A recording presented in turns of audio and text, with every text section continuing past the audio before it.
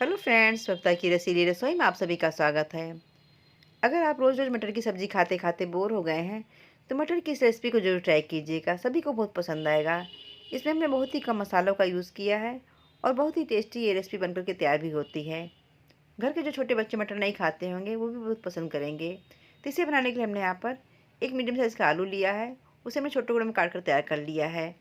और हमने यहाँ पर 1 कप बिल्कुल मीठा मटर लिया है और 2 टमाटर को हमने छोटे पीस में काट कर तैयार कर लिया है। और थोड़ा-सा हमने यहाँ पर कटा हुआ फूल गोभी लिया है। अगर इस रेसिपी में आपको फूल गोभी ना पसंद हो तो आप फूल गोभी को स्किप भी कर सकते हैं। और रेसिपी को चटपटा स्वाद देने के लिए हमने यहाँ पर ढेर सारी हरी धनिया की पत्ती ली है और हरा लहसुन लिया है, 1 प्याज, 2 हरी मिर्च जो कि लाल हो गई है और थोड़ा-सा अदरक का टुकड़ा लिया है। तो सारी चीज़ों को हम छोटे टुकड़ों में काट कर तैयार कर लेते हैं। तो हमने यहाँ पर धनिया, लहसुन, प्याज, अदरक सारी चीज़ों को छोटे टुकड़ों में काट कर तैयार कर लिया है। अब इसका हम फाइन पेस्ट तैयार कर लेते हैं। पेस्ट तैयार करने के लिए हमने यहाँ पर मिक्सिंग जार लिया है। मिक्सिंग जार में हम प्याज, लहसुन सारी चीज़ों को डाल देंगे। आप यहाँ पर सूखे लहसुन का भी यूज़ कर सकते हैं, लेकिन हरे लहसुन का टेस्ट बिल्कुल अलग आता है। और उसमें अदरक, हरी मिर्च और धनिया की पत्ती डाल देते हैं। इस रेसिपी में आप हरा लहसुन और हरे धनिया की पत्ती का यूज़ कीजिएगा, इससे कलर बहुत ही प्यारा आता है। अब इसमें कुछ खड़े मसाले डाल देते हैं। आधा चम्मच जीरा, 8 से 10 दाने काली मिर्च के उसे डाल देते हैं और 1 बड़ी इलायची। इसे हम तोड़कर इसके बीज को डाल देंगे और छिलकों को अलग कर लेते हैं ताकि पीसने में प्रॉब्लम ना आए। और थोड़ा सा पानी डालकर इसका फाइन पेस्ट तैयार कर लेते हैं। तो धनिया लहसुन का पेस्ट हमारा बनकर के तैयार हो गया है। यहाँ पर पेस्ट को हमने बिल्कुल बारीक ही रखा है। तो पेस्ट को हम बाउल में पलट लेते हैं। ये बिल्कुल हरी चटनी जैसा ही दिख रहा है। और सेम मिक्सिंग जार में हम मटर डाल देते हैं। हमने यहाँ पर मटर मीठी वाली ही यूज़ की है और इसी में से हम 2 चम्मच मटर बचा लेते हैं, जिसका यूज़ हम बाद में करने वाले हैं। हम इसमें पानी वगैरह बिल्कुल भी नहीं डालेंगे और इसका दरदरा सा पेस्ट तैयार कर लेते हैं। तो मटर का बिल्कुल दरदरा पेस्ट हमारा बनकर के तैयार हो गया है। हमने यहाँ पर पानी का यूज़ नहीं किया है। तो हम चलते हैं नेक्स्ट स्टेप की तरफ। हमने यहाँ पर कढ़ाई लिया है। कढ़ाई में हम सरसों का तेल डाल देंगे, क्योंकि ये रेसिपी सरसों के तेल में ही अच्छी बनती है। आप यहाँ पर कोई भी कुकिंग ऑयल ले सकते हैं। तो तेल गर्म हो चुका है। अब उसमें हम उड़द दाल बड़ी डाल देते हैं। ये घर का बना उड़द दाल बड़ी है। इसका वीडियो मैंने आप लोगों के साथ शेयर किया है। तो वीडियो को पूरा देखने के लिए मेरे चैनल को सब्सक्राइब और शेयर करें, जिसका लिंक मैंने डिस्क्रिप्शन बॉक्स में डाल दिया है। तो बड़ी को हम तेल में फ्राई कर लेते हैं। बड़ी डालने से इस रेसिपी का स्वाद दोगुना बढ़ जाता है। और हम लोग क्या इस रेसिपी में बड़ी ज़रूर डाला जाता है। कभी कभी होता क्या है, घर में कोई सब्ज़ी नहीं रहती तो आप सिर्फ आलू टमाटर में इस उड़द दाल बड़ी को डालकर बनाइए, बहुत ही टेस्टी सब्ज़ी बनकर के तैयार हो जाएगी। तो इस कद्दू वाली उड़द दाल बड़ी का कलर चेंज हो गया है। ये हल्के से फ्राई हो चुके हैं। अब इसे हम निकाल लेते हैं।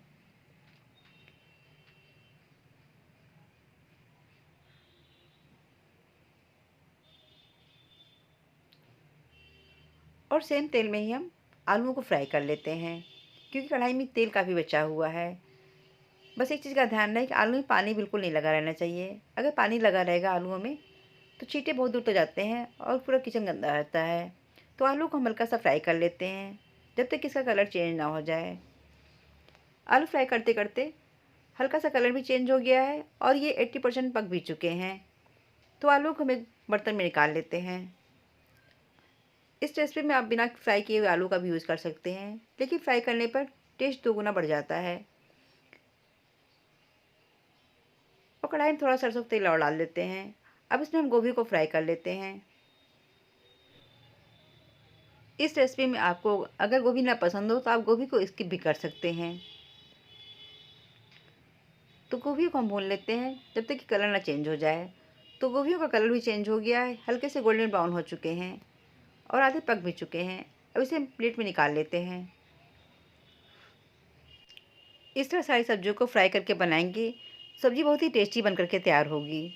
इस रेसिपी को ज़रूर ट्राई कीजिएगा। और सेम कढ़ाई में 1 पिंच हींग डाल देते हैं। हींग का फ्लेवर इस रेसिपी में बहुत ही अच्छा आता है। तो हींग हल्की सी भुन चुकी है। अब उसमें हम दरदरा किया हुआ मटर डाल देते हैं। मटर, चना ऐसी चीज़ों में हींग ज़रूर डाला जाता है, क्योंकि हींग का टेस्ट सब्ज़ी का स्वाद बढ़ा देता है। तो इसे अच्छे से मिक्स करते हुए हम भून लेते हैं। मटर जितना अच्छा भुना रहेगा सब्ज़ी उतनी ही टेस्टी बन कर के तैयार होगी। अभी ये बिल्कुल लिक्विड फॉर्म में दिख रहा है, लेकिन ये भूनते-भूनते बिल्कुल अलग-अलग हो जाएगा। यानी कि मटर को हमें अच्छे से भूनना है, जब तक इसका कलर हल्का-सा चेंज ना हो जाए और मटर का कच्चापन भी ख़त्म ना हो जाए। तो देखिए मटर का कलर भी चेंज हो गया है और ये बिल्कुल अलग-अलग हो भी गए हैं। यानी कि मटर हमारा भून कर के तैयार हो गया है। अब इस दरदरे मटर को हम निकाल लेते हैं। हम सारी चीज़ों को एक ही प्लेट में निकाल लेंगे, इससे बर्तन भी कम गंदे होते हैं। तो मटर देखिए अच्छे से भून चुकी है और कढ़ाई भी बिल्कुल साफ़ है। हम यहाँ पर कढ़ाई को धोने की बिल्कुल ज़रूरत नहीं है। सेम कढ़ाई में हम फिर से 2 चम्मच करीब सरसों का तेल डाल देंगे और तेल के गर्म होते उसमें हम 1 पिंच हींग और आधा चम्मच मेथी दाना डालकर इसे भून लेते हैं। आप यहाँ पर जीरा का भी यूज़ कर सकते हैं। तो मेथी दाना हींग अच्छे से भून चुके हैं। अब उसमें मसालों का पेस्ट डाल देते हैं, यानी कि धनिया, लहसुन, हरी मिर्च, प्याज, अदरक और थोड़े से गरम मसालों का जो पेस्ट तैयार किया था, इन सारी चीज़ों को डाल के इसे अच्छे से भून लेंगे। अब तो आप समझ ही गए होंगे कि हम यहाँ पर क्या तैयार कर रहे हैं। हम यहाँ पर यूपी की फ़ेमस रेसिपी यानी कि मटर निमोना तैयार कर रहे हैं, जो कि सभी को पसंद है और सभी के घर में इस समय बनाई भी जाती है। इसे बड़े तो बड़े बच्चे भी बहुत पसंद करते हैं। मसाले हल्के से भून चुके हैं। अब उसमें हम टेस्ट के अकॉर्डिंग सफ़ेद नमक और आधा चम्मच से कम हल्दी पाउडर डाल के इसे मिक्स कर लेते हैं। आप बिना हल्दी डाले भी इस रेसिपी को तैयार कर सकते हैं। तो मसालों को ढककर हम इसे पका लेते हैं। मसालों को जितना ढक ढक कर पकाएंगे, मटर निमोना उतना ही टेस्टी बनकर के तैयार होगा। तो मसाले हल्के से भून चुके हैं। अब उसमें हम कटे हुए टमाटर डालकर उसे भी धीमी आंच पर ढककर पका लेते हैं, ताकि टमाटर हल्के से सॉफ्ट हो जाएं। तो मसालों को एक बार हम अच्छे से मिक्स कर लेते हैं और टमाटर भी हल्के से सॉफ्ट हो गए हैं। अब इसमें हम डाल देते हैं मटर। हमने जो 2 चम्मच मटर बचा कर रखा था उसे डाल देते हैं और फिर से एक बार इसे अच्छे से मिक्स कर लेते हैं।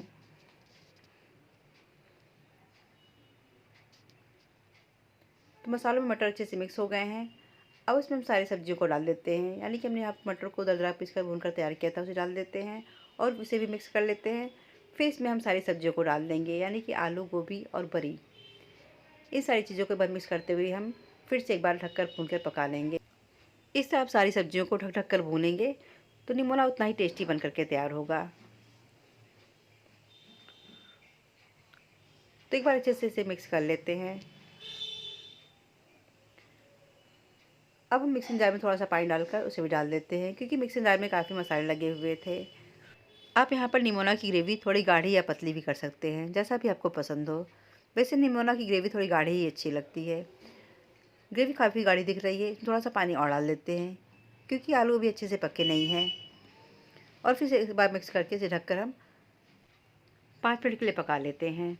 तो 5 मिनट हो गए हैं, एक बार इसे हम मिक्स कर लेते हैं। निमोना की ग्रेवी बिल्कुल परफेक्ट है। अभी आलू कम पके दिख रहे हैं, इसे एक बार ढककर फिर से पका लेते हैं।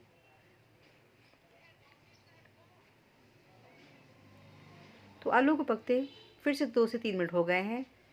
एक बार इसे मिक्स कर लेते हैं और एक आलू निकाल कर हम चेक कर लेते हैं। तो आलू अच्छे से पक चुके हैं, यानी कि हमारा निमोना बनकर के तैयार हो गया है।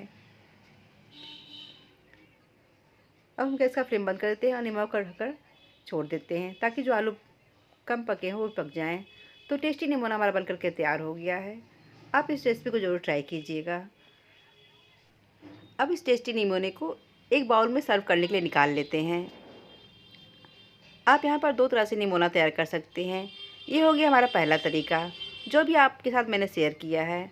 और दूसरा तरीका है कि आप मटर और सारी सब्जियों को भून लें और प्याज, लहसुन, हरी मिर्च वाले पेस्ट को बिना भुने मसालों में डाल सकते हैं। इससे कलर बहुत ही डार्क आता है और निमोना भी टेस्टी बनकर के तैयार होता है। तो लीजिए, तैयार हो गया हमारा ये स्वादिष्ट निमोना। इसे हमने सर्व किया है देसी घी के साथ, क्योंकि देसी घी डालने पर इसका टेस्ट दोगुना बढ़ जाता है। इसी तरह आप हरे चने का भी निमोना तैयार कर सकते हैं, वो भी खाने में बहुत ही टेस्टी होता है। इसे बनाने में हमने सारी हरी चीज़ों का इस्तेमाल किया है। हरी चीज़ों को डालने से निमोना बिल्कुल हरा हरा बनता है, लेकिन धूप की वजह से यहाँ पर थोड़ा लाइट दिख रहा है। तो तैयार हो गया हमारा ये टेस्टी मटर का निमोना। अगर रेसिपी पसंद आए और चैनल पर नए हैं तो वीडियो को लाइक करिएगा, चैनल को सब्सक्राइब शेयर करना मत भूलिएगा। आप इसे चावल रोटी के साथ एंजॉय कर सकते हैं। तो मिलते हैं नेक्स्ट वीडियो में, तब तक के लिए बाय एंड टेक केयर।